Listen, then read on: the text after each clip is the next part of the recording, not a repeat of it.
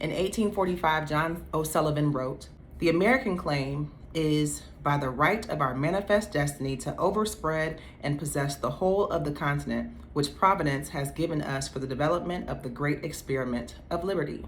So basically, manifest destiny was the popular belief that the U.S. had a divine mission to extend its power and civilization across the breadth of North America.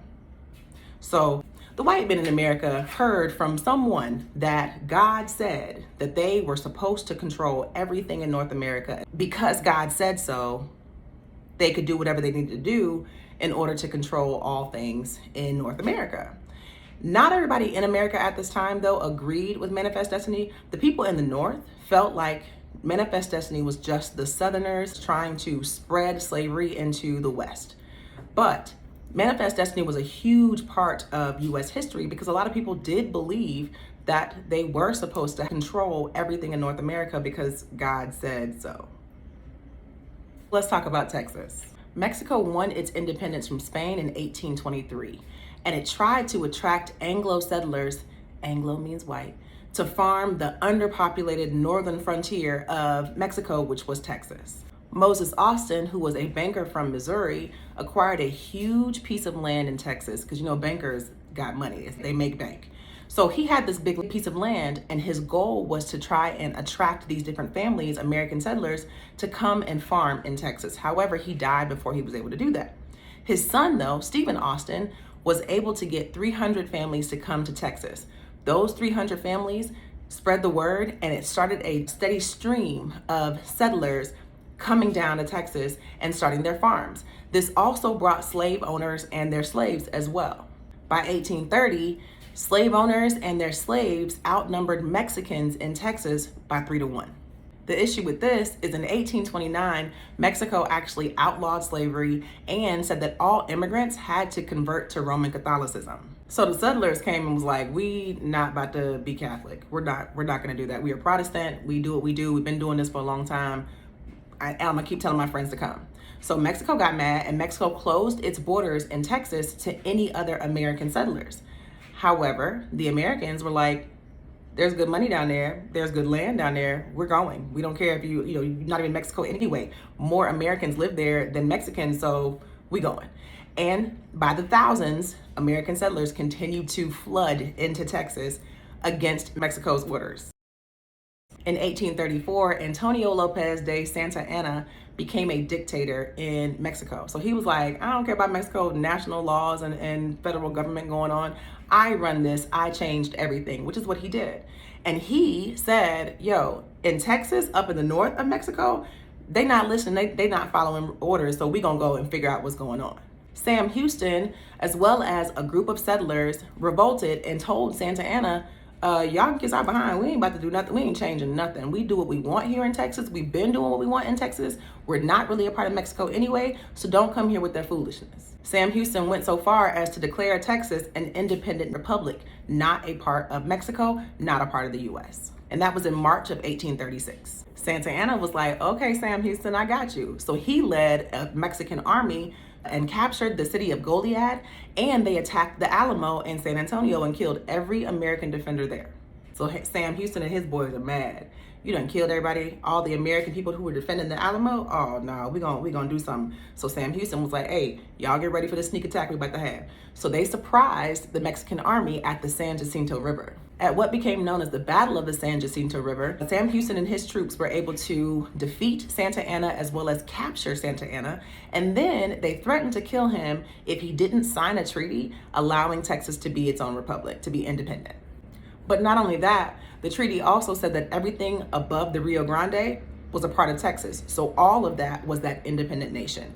According to Santa Anna, who signed it at like gunpoint. I don't know if it was actually at gunpoint, but he was gonna die if he didn't sign it. So when word got back to Mexico City, the legislature there was like, wait, so Santa Anna said that Texas is its own treaty, but somebody who was there came back and was like, well, no, he signed it, but he didn't really believe it because they were gonna kill him if he didn't sign it. So he didn't really want to do this, but he had to save his life. So the Mexican legislature was like, oh, we're not taking this. We reject this. We don't accept this. Texas is still a part of Mexico. We don't care what they say. Sam Houston declared himself the president of the Republic of Texas, or the Lone Star Republic as they called it. And quickly, he tried to go to America and was like, hey, US, we are the Lone Star Republic, and we would like to be a part of you. We would like to be annexed by you. We want to be a state. Can y'all take us in? He was trying to do this quickly before Mexico City came, trying to avenge Santa Anna. So Presidents Jackson and Van Buren pushed the issue on the back burner, did not annex Texas because there were so many things, so many other things, bigger problems that they were having to deal with, as well as the North did not agree with annexing Texas. Texas was a huge piece of land, and they understood that if added in the way that it was, it would be like 5 different states. And all of those states would have slavery.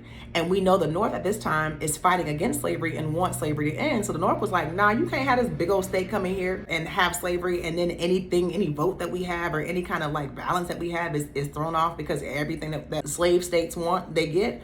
No, we're not with it. So Jackson and Van Buren did not make a decision about Texas annexation. John Tyler, who was the Whig president, so remember, he was the president who took over when William Henry Harrison died, right? He was the Whig, but he was actually a Democrat. And so when he got in office, he was vetoing all the Whig stuff. So John Tyler, was actually pro-Texas annexation. So he went to Congress and was like, hey, Whigs, I'm still, on paper, I'm still a Whig.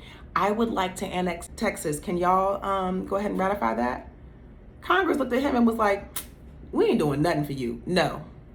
The Senate rejected the treaty to annex Texas in 1844. So, and still speaking of manifest destiny, there was also an issue while this is going on with Texas and trying to figure out whether they're going to annex Texas. There was also an issue with the boundary in Maine between Maine and New Brunswick, Canada. So Canada was still under Britain's rule at this time, and America felt that Britain was the enemy because we had already fought Britain twice, Revolutionary War and the War of 1812. So we weren't necessarily friends with Britain. And this boundary issue was just something else that was trying to stop those who believed in manifest destiny from being able to take over North America, as much of North America as they could. But also, America just didn't want Britain to have anything. So these lumbermen at the border of Canada and Maine had this fight. This fight became known as the Aroostook War, or the Battle of the Maps. U.S. Secretary of State Daniel Webster and the British ambassador Lord Alexander Ashburton came up with a treaty. Not only did this treaty decide the border between Maine and Canada, it also decided the boundary of the Minnesota Territory, and it eventually gave the iron-rich Mesabi Mountain Range to the U.S. So another big dispute between the US and Britain was a dispute over the Oregon Territory. So Oregon at one point actually stretched all the way up to the Alaskan border. There was a time when 4 different countries claimed Oregon. Spain at one point claimed it, the US claimed it, Great Britain claimed it, as well as Russia. If you remember, Spain actually gave its claim up to the US with the Adams-Onis Treaty back in 1819. So Britain based its claim to Oregon on the Hudson Fur Company's super profitable trade with Native Americans in the Pacific Northwest. So they felt like because they were making so much money and it was such a successful trade that Britain should be able to claim Oregon. However, by 1846, there were less than 1,000 British people that lived above the Columbia River. The US, however, had 3 reasons why they claimed Oregon. First was the discovery of the Columbia River in 1792 by Captain Robert Gray. So America felt like, hey, he was ours and he found that, so that's ours. That was number 1. Number 2 was the exploration done by Meriwether Lewis and William Clark. So whenever they had their expedition to the Pacific coast, they felt like, America felt like, hey, we done went over here, we made all these maps, we found, we laid the foundation for people to be able to have maps and build roads and all these things, so this should belong to America. And third, America also had a super successful trading post and fort in Astoria, Oregon, which was established by John Jacob Astor in 1811. These 3 things, along with Protestant missionaries and some farmers, actually settled in the Willamette Valley, and it was very, very fertile, and they were able to grow these blooming farms. And because of that, they attracted 5,000 other Americans to catch Oregon fever or to try and farm these super successful farms on their own. Those Americans came and they traveled over 2,000 miles over the Oregon Trail. So I'm gonna age myself, but when I was in elementary school, there was a game called Oregon Trail. It was like the first computer game ever, I feel. It was my first one ever playing. it was based off of this. You get on the carriage and you might die of dysentery, you might, get eaten by something.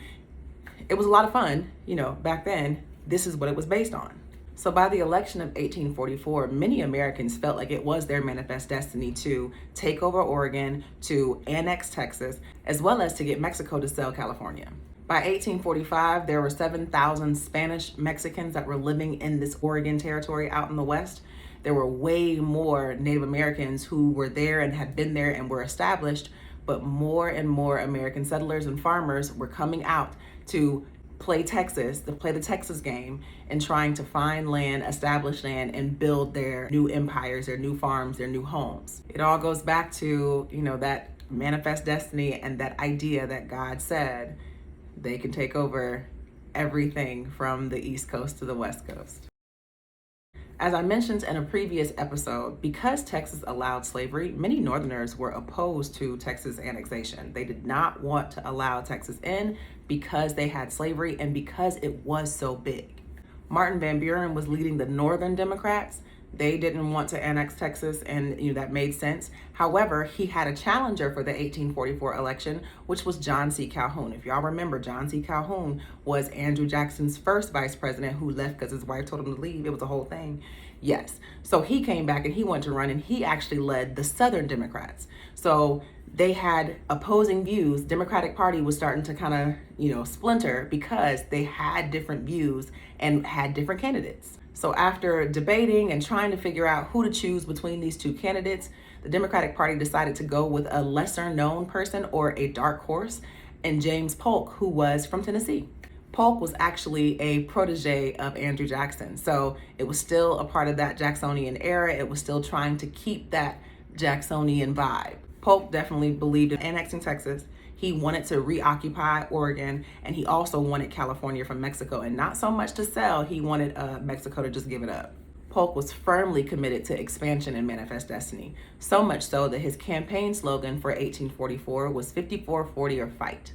This slogan appealed to a lot of the Westerners as well as the Southerners to get their votes. So 54-40 is actually talking about the line of latitude between the Oregon border and the Russian-Alaskan border. That is what James Polk thought America should own.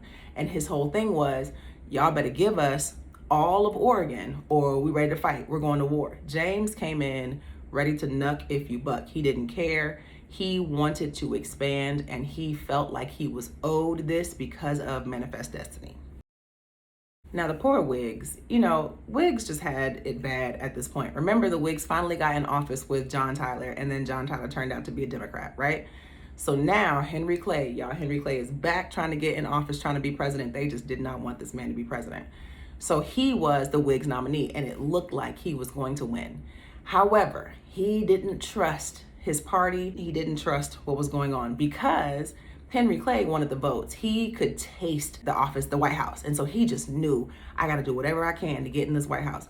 So he started flip-flopping on the Texas annexation issue. So at first he said he was completely against Texas annexation, which turned some people off of him. And then when he realized that wasn't the right move, then he was like, no, I do want to annex Texas. So everybody who was on his side was like, no, we don't want you. And he ended up losing the White House. It got so bad for the Whigs that those in New York actually splintered off, broke off, left the Whigs, and supported the Liberty Party, which was an anti-slavery party. So that took away a lot of the power that the Whigs had. And now Democrats who had all put their votes behind Polk were able to take the White House. So with everything going on, when Polk was elected, because he was so determined to annex Texas, everyone just imagined, or everyone just assumed, Polk came into office, we're supposed to annex Texas. And that's what happened. Texas was annexed or added to the Union as a slave state in 1845. So if you remember, John Tyler, who was now the lame duck president, he wanted to annex Texas, but he couldn't get the Whigs to agree with him because he had done some shady things, as a Democrat / Whig, or a Democrat in like Whigs clothing. It was a whole thing. So he wanted to annex Texas, but Congress wasn't messing with him. But when Polk got in office, everybody was kind of on board for it. And instead of getting a 2/3 majority that the president needed, Tyler went in like a roundabout way. He thought he was slick. Actually, he was slick. And he got both houses to agree to a joint resolution to pass the annexation, which means that both houses needed a majority, but they didn't need 2/3 as a whole. So when both houses gave their majority, Texas was annexed. So John Tyler got his Texas annexation and then dipped. He was out of office. Polk came in super excited, happy about everything, ready to, to do the thing, to be the president. And Mexico was like, hold up, did y'all just make Texas a part of America? Even though we told y'all that we did not give Texas its independence and we didn't care what treaty was halfway signed or forced to be signed, that Texas was a part of Mexico. So basically, America, you just stole Texas and you expect us to sit here and just take it and not say anything? Oh, we fighting. So Polk is in there. He is excited about everything. Mexico is like, knuck if you bug, we ready to fight. So Polk has to now focus on Mexico and can no longer focus on Oregon. Because remember, his whole campaign slogan was 54-40 or fight. However, Britain, who is our enemy at this time, is not about to give up all of Oregon. So they had to compromise. Polk did not want to compromise. That was not his thing. But he knew that America could not fight Britain and Mexico at the same time. And Mexico was already here. We were going to fight Mexico. So he decided, we'll compromise and we'll take the southern half of Oregon at the 49th parallel. The 49th parallel is where the Louisiana Purchase was, where the territory was for the Louisiana Purchase. So we'll just keep it there. Everything above that line can belong to Britain or Canada, which is what it is today. And so everything below that line is what's in the US. It would have been a done deal way quicker, but it took some time for America to compromise and give Vancouver Island to Britain, as well as guaranteeing passage through the Columbia River without problem. So after America agreed to give Vancouver Island to Britain and allow Britain to navigate through the Columbia River without any issues, in 1846, the treaty was sent to Congress for ratification. The treaty was eventually signed. However, there were a lot of Northerners, when they saw this treaty, who were like, you know what, the South think they slick. Y'all gonna give British Columbia to Britain, knowing all of those states, those areas, what would be states, are free and do not have slavery, which means they would be free states. Y'all done brought Texas in here as a whole big slave state and then gave Britain all the free areas. But it's cool. We got something for y'all. Let's talk about the war with Mexico. So with Polk's election and him taking office in 1845, things with Mexico heated up real quick. Mexico feels slighted because Texas was just annexed and became a part of America. However, Mexico always maintained that they never gave up rights to Texas. Texas was always a part of Mexico in Mexico's eyes. So Polk sent John Slidell down to Mexico City to kind of, smooth things over. The first thing he wanted to do was negotiate sale of California and New Mexico to the US. He also wanted to settle the dispute about the Mexico-Texas border. Now, all Americans feel that Texas stopped at the Rio Grande. However, Mexicans believed that Texas went to the Nueces River. John came back empty-handed on both accounts. Mexico refused to sell California and New Mexico, and they refused to believe that Texas ended at the Rio Grande. While Slidell was still in Mexico City, still negotiating, Polk sent General Zachary Taylor with an army to head towards Rio Grande. So he already knew. No, the war hadn't started yet, but Polk was, trying to stay ready so you don't have to get ready. So he sent his troops towards Rio Grande just in case Mexico really want to pop off. He would already have people in place. On April 24th, 1846, the Mexican army crossed the Rio Grande and captured an American army. It wasn't Zachary Taylor's army. They were still on their way down, but captured an army that was there in the southern part of Texas. To Mexicans, they believe it was the northern part of Mexico. So the American army felt like they were on their land. Mexico felt like they were on their land. And in the fight, Mexico captured the army and killed 11 people. Polk saw that as his opportunity to go to Congress and be like, yo, see, we weren't trying to really fight them, but they came across the border and came into America and killed 11 people, so we gotta go to war. They didn't know, though, that Polk already had his war message ready, prepared. He went to Congress asking them to declare war, but he had already had this prepared. He already had his army on its way to the Rio Grande because he knew this was going to happen. And he figured the killing of the 11 soldiers on American soil was just what he needed to get them over the hump. So when he went to Congress, the Northern Whigs, like Abraham Lincoln, who was in his first year as a representative for Illinois, opposed the war, did not want to go to war, thought that war was a bad idea. And they also felt like Polk was stretching the truth about Mexico coming into America and killing 11 soldiers on American soil. Now, remember with that, according to Americans and according to what Americans believed and the treaty that was signed by Santa Anna at gunpoint, it was America. However, Mexico did not accept that treaty. So to Mexicans, where that battle took place or where those 11 people were killed was still considered Mexico. So both who were fighting have different ideas or different definitions of where that actually took place. The protests of the Northern Whigs didn't matter though, because there were enough people on both sides of the House that agreed and wanted to go to war, and the war resolution was passed. Most of the war was fought in Mexico by small armies. General Stephen Kearny was able to take Santa Fe and the New Mexican territory, as well as Southern California, with an army that was never bigger than 1,500 people. John C. Fremont, along with some American civilians, a few naval officers, and some army soldiers, was able to overthrow Mexican rule in Northern California in June of 1846, and they were able to proclaim California to be an independent republic with a bear on its flag, or the Bear Flag Republic. So remember, Polk told Zachary Taylor to take an army towards the Rio Grande. Well, they finally got there. And when they got there, him and his 6,000 soldiers were able to drive the Mexican army out of Texas.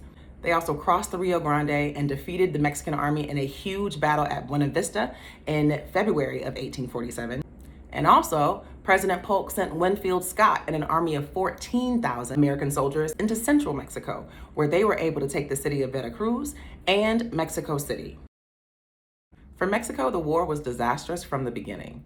They never wanted to concede and actually give up to the US, even after Mexico City was captured, but eventually they had to agree to US terms. The Treaty of Guadalupe Hidalgo in 1848 was negotiated by American diplomat Nicholas Trist and had the following terms. First, Mexico recognized the Rio Grande as the southern border of Texas. And second, the US took possession of California and New Mexico, also known as the Mexican Cession.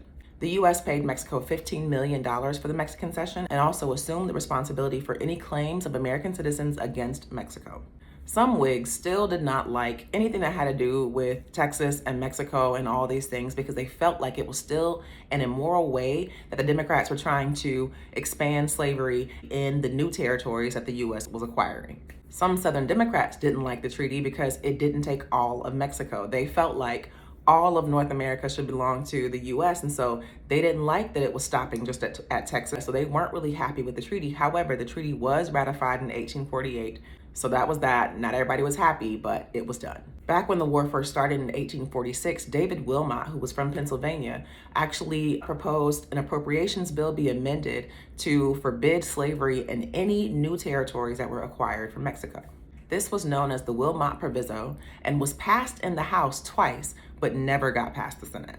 So while America did defeat Mexico in the war, a lot of issues were starting to take hold and starting to snowball in America, especially dealing with sectionalism and slavery, the extension of slavery, and just disagreeing with how America should be run while acquiring all these new territories, because they could not decide on what to do with the new territories. And because both sides were so passionate and so adamant about slavery, and those sectional debates were a big issue in America, some believe that the Wilmot Proviso was actually the first round into what would eventually become the Civil War.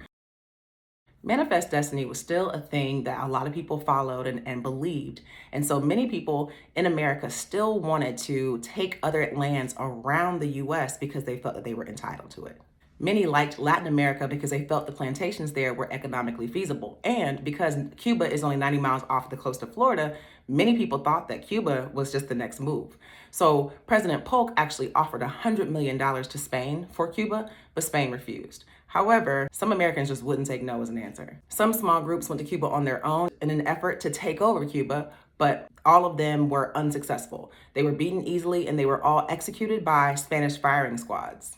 When Franklin Pierce became president, he also felt like manifest destiny was the way to go and that America should be able to run everything. And so he actually sent 3 American diplomats to Ostend, Belgium, in order to secretly negotiate the sale of Cuba from Spain. He didn't tell anybody about it though, and because he knew that a lot of people in America were not okay with this plan, because a lot of people who believe in manifest destiny wanted to extend America and also extend slavery.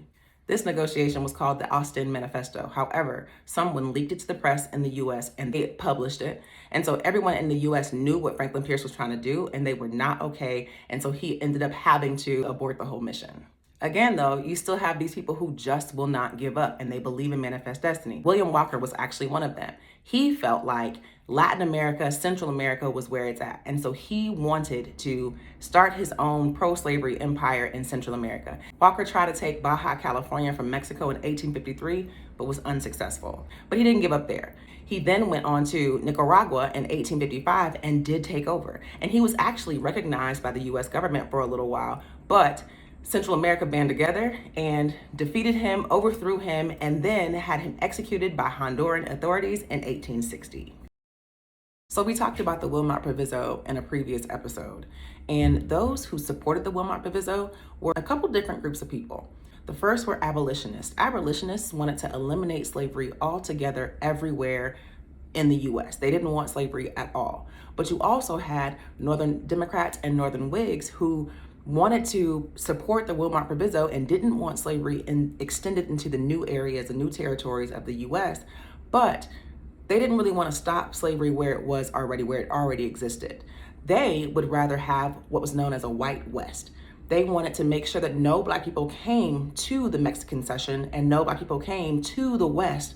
They really wanted a West where people could have land and build their lives and not have to compete with slaves or free Black people. So the group that wanted the White West was also known as the Free Soil Movement. Interestingly, many people who traveled west and went to settle lands out west would go past the Great Plains and past the Great American Desert out to the coast of California where the weather was better and where things just seemed to, look brighter and look healthier and settle there. That left the Great Plains and all those areas in the West, that left those areas for other settlers to come and build farms and build their lives. And so this was the area that Free Soilers wanted to be the White West. In 1848, the Free Soil Party was created. And so this party was one who did not want to expand slavery. They also wanted to have free homesteads, which are public land grants for small farmers to be able to start their lives and to build their homes or build their farms in the Great Plains, in that area that nobody else has really settled yet, as well as internal improvements. The slogan of the Free Soil Party was free soil, free labor, and free men.